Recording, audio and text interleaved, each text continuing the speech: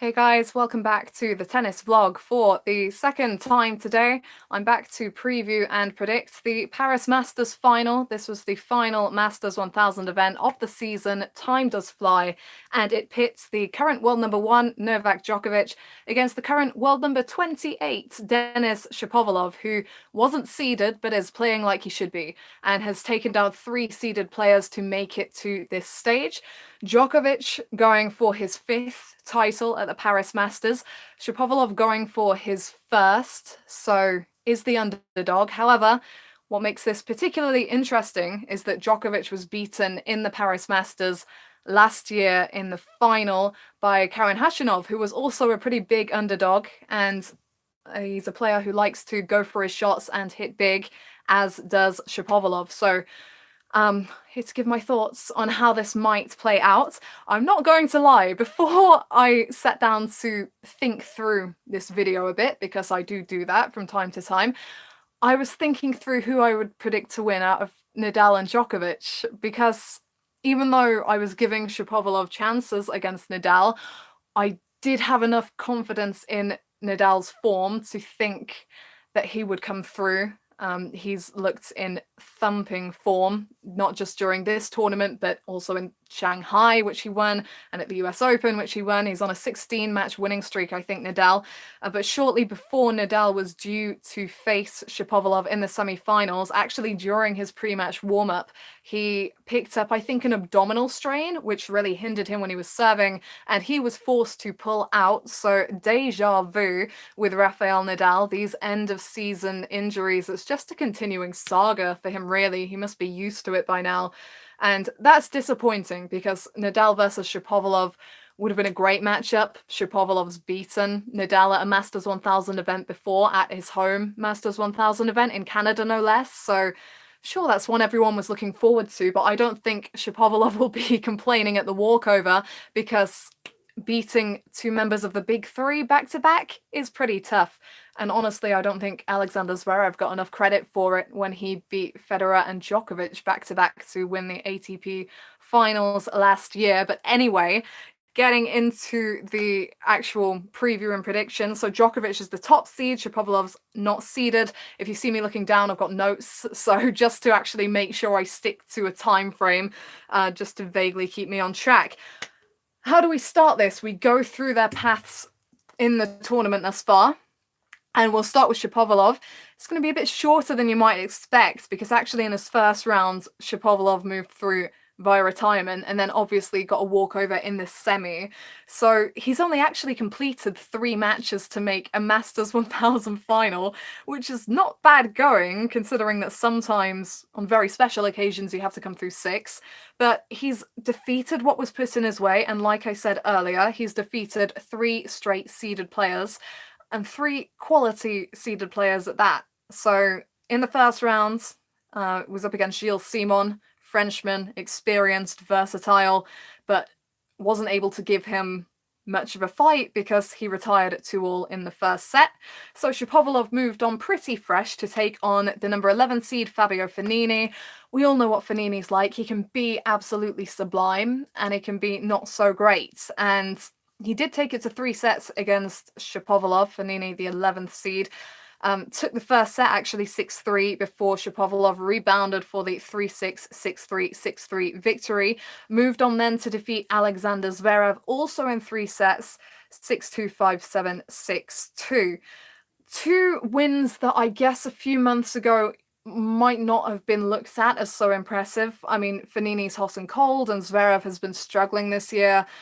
He's been very open about his confidence issues and how that's affected him on court, but Zverev's had a resurgence at the back end of this year, and I think that's really impressive from Shapovalov to have those 2 wins back-to-back against players with very different game styles.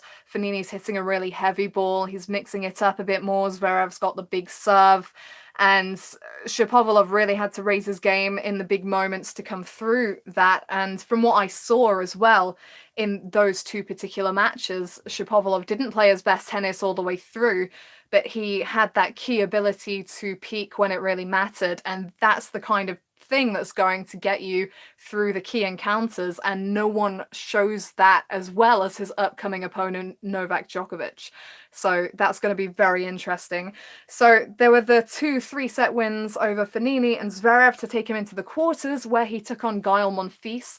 This is the most recent match that Shapovalov played due to Nadal's withdrawal. Monfils, like Fognini, is one of those guys that is supremely talented, but also prone to hot and coldness. Personally, though, from what I saw of that quarterfinal, I don't think Shapovalov really let Monfils get going. Monfils is very athletic. He had the crowd behind him. He was covering the court fairly well, but Shapovalov was in a kind of zone, which is a very kind of vague way of putting how well he played. But I was just laughing at times when I was watching some of the shots he was pulling off, because it was instinctive brilliance. And I'm taken back to Boodles earlier this year, when Shapovalov played 3 matches there at the exhibition event prior to Wimbledon. And in one of the post-match interviews I did with him, he said, I was just slapping every ball, to be honest. And that's what it makes you think of when you see him hitting those winners. He does just slap the ball, and it's lethal. And he can do it off forehand and backhand, and he did it impressively and consistently against Monfils to get that 6-2, 6-2 victory. And then there's the walkover over Nadal, which some might see as a disadvantage. I think it's to the advantage of Shapovalov. Only has to face one more big name player, gets a bit of time to rest before that and recover a bit. He's played quite a lot of tennis in recent times because he's had decent form. He won his maiden ATP title just a couple of weeks ago in Stockholm. So I think that every little helps at this point in the season when you've played a long, grueling year and you just want to not play as much tennis but still get the wins. So I don't think Shapovalov will be complaining. Djokovic, meanwhile, has had to raise his level against some tricky opposition, but his list of victims is impressive. So Corentin Maltais. I mean, the French names, you've got to pronounce them in a certain way that I'm not very good at, so apologies. But Djokovic was up against the Frenchman. Corentin, I think most Brits would probably say Maltais, but Maltais, whatever. Djokovic beat him 7-6, 6-4 in his opening match. And actually, that first set tiebreak is one of the closest sets that Djokovic was pushed to, so fair play there. So obviously was expected to come through that match. Moved on to face Kyle Edmund. That one was interesting because Edmund's been in dire form recently and really struggling for confidence, for match wins, but he picks up a win over a qualifier and then knocks off Diego Schwartzman, who's been in seriously good form this year. And that makes Edmund really dangerous because he's a player that's beaten Djokovic before. He beat him last year, has been to a Grand Slam semi, has the weapons to be ranked much, much higher than he currently is. And at the back end of the year, when he's been on a bad run of form, he is going to be swinging a bit and definitely not expecting himself to be the winner in this clash, but going in looking at it full of opportunity. And you can see the first set reflects that. Djokovic squeezed it out 9-7 in the first set tiebreak, and then, as he so often does, and as many of the top players often do, raced away with the second set. So fended off a stiff challenge from Edmund early on, but came through 7-6, 6-1. Stefanos Tsitsipas, now that was the surprising one because Tsitsipas beat Djokovic in Shanghai impressively. Tsitsipas, anyone who follows the tour will know he's broken through impressively this year. He plays with a maturity beyond his years, lots of serve and volleys, the ability to mix it up, hits a very slick shot. Do I say it? Federer-esque.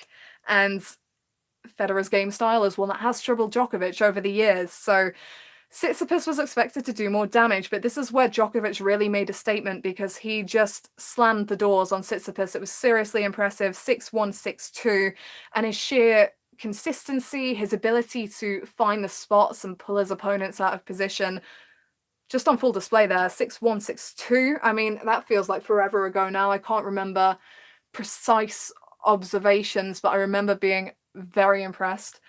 And then the semi-final against Dimitrov today, more of the same. The scoreline reads 7-6, 6-4, And to be fair, this was a match where you look at the end of match stats and it does not give you a fair idea of how the match played out. I think Djokovic hit 13 winners to 20 unforced errors or something, and Dimitrov's winners to unforced errors differential wasn't impressive.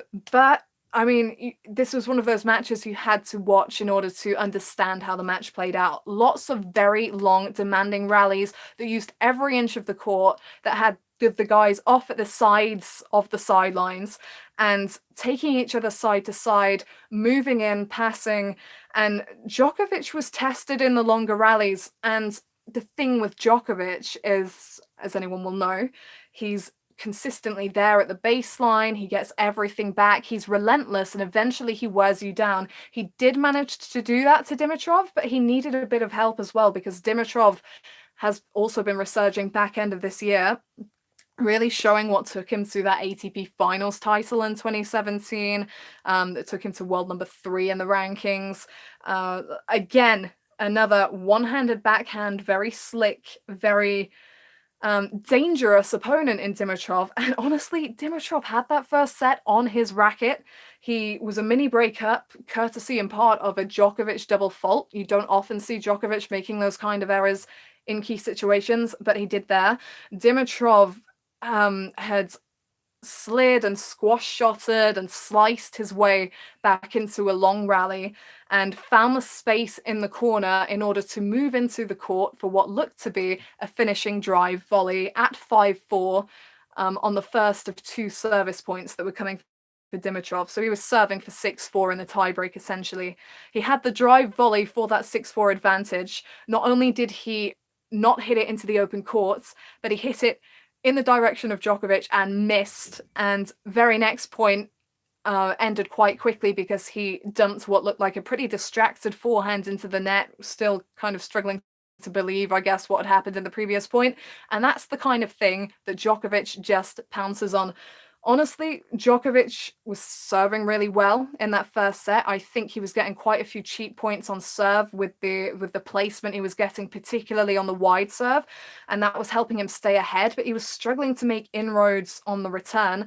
In the whole of the match, Djokovic didn't face a break point, but Dimitrov only faced 2, and Djokovic only converted 1 of them. So he wasn't seeing many opportunities either, but he didn't get frustrated. He just did the Djokovic thing. He stayed in there, he made Dimitrov move, and he got in his head at the first opportunity, found an opening that didn't even seem to be there, and he was away. How many times do we see Novak Djokovic edge that first set and run away with the match? Even at the beginning of the second, I thought Dimitrov's resistance pretty impressive. He regrouped as if he hadn't lost that first set, just kept going, stuck to the game plan. But 2-3 unforced errors in the game where he got broken, and I think it was 2-all Dimitrov serving, potentially. That was it. You cannot allow those errors against Djokovic, particularly not at the back end of a big tournament. These are the occasions he lives for, and he will definitely be sensing the opportunity against Shapovalov in the final, because Shapovalov is a player, although talented, who has never beaten Djokovic in their official head-to-head, although I have a bit more to add to that. So that was 7-6, 6-4 for Djokovic over Dimitrov. Moves into face Shapovalov, whom he leads in the head-to-head 3-love. All the meetings came in 2019. The first of these was at the Australian Open, where Shapovalov actually took a set, but Djokovic came through 6-3, 6-4, 4-6, 6-love, and obviously went on to win that title. They've since played on clay in Rome and on indoor hard courts in Shanghai. In Rome, Djokovic was a 6-1, 6-3 winner, and in Shanghai, 2 more games won by Shapovalov as he lost 6-3, 6-3. However, these are not the only times they faced off this year, because I mentioned Boodles briefly earlier, and they actually played an exhibition match at Boodles on the second day. So Djokovic played 2 matches at Boodles, Shapovalov played 3. They played each other on the second day, and Shapovalov actually won that match in straights, 7-6, 6-4. Most of you are probably thinking, why is an exhibition match even significant? And honestly, the end result of an exhibition match doesn't say much, but I think the way that players perform in that environment does say something, because whether it's an official match or not, Shapovalov has shown that he has the tools to beat Djokovic if he's in the right mental headspace and if he's executing in the right way. So in an exhibition match, for those that maybe aren't so familiar with it, or although I'm sure most of you are, you're not playing for prize money, you're not playing for ranking points, you are literally playing to put on a show and to get practice, and therefore it's very relaxed and more low-key. But especially there was an air at Boodles this year and all the players were taking it so much more seriously. I mean, Boodles is known to be kind of a fun, chilled event, but I mean, after that match where Djokovic lost to Shapovalov, he didn't even do an interview after the match. He just left. We did one with Shapovalov. But the way that Shapovalov played from the bits I saw of that match, hitting so freely, like he said in his previous match there, slapping every ball, really going for his serves, and he's a lefty, so he can get that wicked wide spin serve that pulls the opponent off the court and gets you openings to try and finish the point quickly or at least move into the net, which he's not afraid of doing. And I think just obviously they've played once since then, and that match didn't really seem to have had an impact on Shapovalov, but just the knowledge there for the people watching that, you know, he's beaten Djokovic before, he can go toe-to-toe with him, he can beat him. I mean, he was very relaxed at Boodles, and he essentially smacked Djokovic off the court, particularly with the serve and forehand combo, the serve out wide and the forehand at the line. A lot of people talk about Shapovalov's backhand because it's when it's on song, it really is a beauty to behold. But I think the money shot for him is probably his forehand at the line. It depends. It depends how often he's executing the backhand. But I think the serve and forehand combo, if you can find it consistently in the final, is something that can trouble Djokovic. When Khachanov beat Djokovic last year in straight sets, he hit 31 winners to do it. It was big serving, big hitting tennis, and keeping those points sharp and punchy and trying to make inroads on the return, that's the sort of thing that's going to cause Djokovic trouble. Would mention that Djokovic was not actually feeling that well on that occasion against Khachanov, but who's to say that he won't be feeling, who's to say that he will be feeling even 100% against Shapovalov? You never know what's going to happen in this sport. So in that little tangent on that I just went on, what I was trying to say is, obviously, statistically, with titles won here previously, with titles won in general previously, with the way he's played across the board this year, Djokovic is the heavy favourite here. But to overlook Shapovalov would be a mistake, because if he goes out and approaches this with the right mentality, okay, I am the underdog here and I can afford to go for my shots a bit more and just see what I can do. I'm in a first Masters 1000 final. It's a great experience. And as a competitor, it is hard to do that and not to set expectations for yourself. But if he can go out with that kind of mindset, then Shapovalov is going to have real chances against Djokovic. I mean, he's come through Zverev, Fognini, Monfils, all players that can do very different things on the court to a high level. So it's not like he hasn't been tested coming into this match, but it's not like he's been overly tested either. He's going to have the energy for this. Having said that, I'd probably have been taking Djokovic over Nadal if it was a Djokovic versus Nadal final. And I personally think Nadal is the most impressive player on tour at the moment. But Djokovic, as I've said time and time again, probably on this channel many times, Djokovic is a player that hardly gives you anything. And whether or not he brings his 100% best to the court, he's always there for the big moments. Very rarely is he not there when it really matters. And if he's not making the winners himself, he can force you into the errors. From what I saw in his last match, the return, he was jumping on it, he was following it in, he was stepping inside the baseline to get that depth on it. On the move, his footwork was impeccable, stretched side to side, it was as if he hadn't even been moved. And then the serve, I think with Djokovic, because He doesn't have that slick power that some of the players have, such as Shapovalov. People can underestimate how hard he's actually hitting the ball, and that is coming down with some force. And if he can keep finding against Dimitrov, Shapovalov's going to be in trouble. Another reason that poor Shapovalov is going to have it very difficult in the final is that Djokovic has actually had perfect preparation for this match. If it was Nadal, it would have been an entirely different story because Nadal plays entirely different to any other player on tour. But Djokovic has just come through in straight sets, two quality opponents, two opponents that have been ranked in the top 5. One of them currently still is or is close to that. Two opponents who hit a slick ball, can get good firepower, and have a one-handed backhand. So Tsitsipas and Dimitrov are, I mean, they're not lefties, but it's as good a preparation as you can get for Shapovalov in this Masters 1000 final. So I don't think that Djokovic is going to be too nervous heading into this one.